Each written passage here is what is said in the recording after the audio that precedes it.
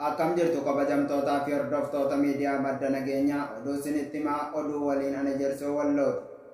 Kaaba Oromiyaa godina Walloo magaalaa baatee humnoota waloo WBO fi TDF'n to'atamte. Bal'ina oduu kanaa Sayyid Dawwee waan qindeesse qaba. Kaaba Oromiyaa Walloo aanaan baatee humnoota waloo WBO fi TDF'n to'atamte. Waraana guyyaa har'aa aanaa baatee keessatti humnoota PP fi humna waloo TDF fi WBO gidduutti adeemsifamaa ooleen humnoonni waloon TDF fi WBO'n guutumaan guutuutti magaalaa baatee dhuunfachuun gara fuulduraa deemaa jiraachuu jiraattonni baatee irraa dubbisni nuuf himan. Guyyaa har'aa ganamarraa kaasee dhukkaasni aanicha keessatti adeemsifamaa kan oolee fi hidhamtoonni magaalaa baatee keessatti mootummaa PP'n hidhamanii turan marti gallakkifamaniiru jedhe namni dubbisni kun. Uummanni magaalicha keessa akka godinoota biraa kan hin buqqaane ta'uu hime. Miidhaan uummata nagaarra ga'e gama baateetiin akka hin jirres namni madda nageenyaa dubbise kunis hime. Yeroo ammaa magaalli baatee hafuura bilisummaa argatteetti jedhe. Gama magaalaa Kamiseetiin wanti jiru ulfaataa ta'us gara ganamaa jiraattota dubbisnerraa odeeffannoon arganne magaalaa Kamisee keessa humni waraana PP baqatee magaalicha keessa dhama'aa jiraachuuf meeshaa of harkaa qabu waan godhan dhabanii qarshii muraasatti gurgurataa jiraachuus hime. Akkasumas magaalaan ala naannawaa laga Boorkannaatti biratti uummata nagaa irratti dhukkaasa baneen lubbuun namaa darbuu jiraattonni naannawaa sanirraa dubbisne nuuf himan. Godinuma kana keessatti bulchaan Shawaa Roobii lola ilmaan Oromoo Walloo irratti labse. Bal'ina oduu kanaa Umar Sabaa waan qindeeffate qaba. Bulchaan Shawaa Roobii Oromoo Walloo irratti lola labse. Bulchaan Shawaa Roobii ilmaan Oromoo Walloo irratti maqaa shanee lola jedhuun lola labsee jira.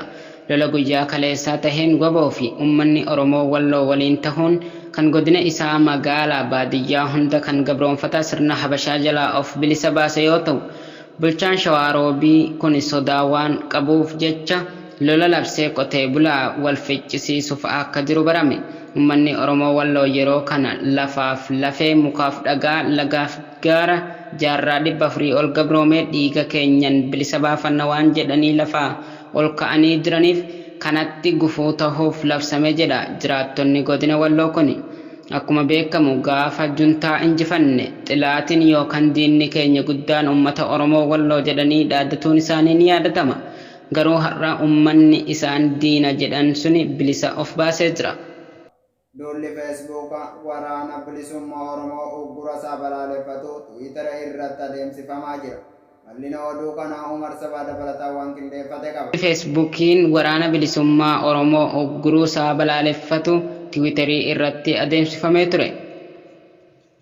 Duulli Tiwiitarii jimaata dheengaddaa jechuun onkololeessa 29 bara 2021 sa'aatii 3 hanga sa'a 5tti Feesbuukii irraa ugguramuu waraana bilisummaa Oromoo hordofee gaggeeffamaa ture milkaa'ee jira.